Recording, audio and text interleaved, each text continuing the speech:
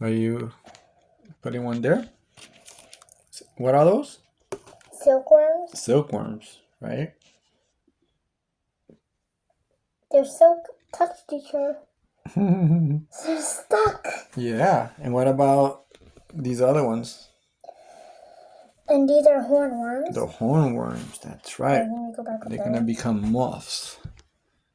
Yeah.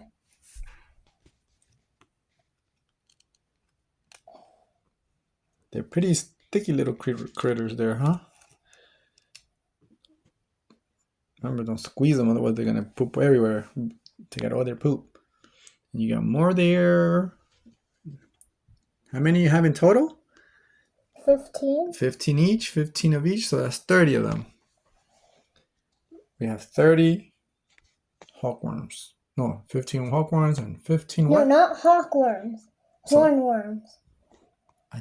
I gotcha. All right, say bye to your mom. Bye.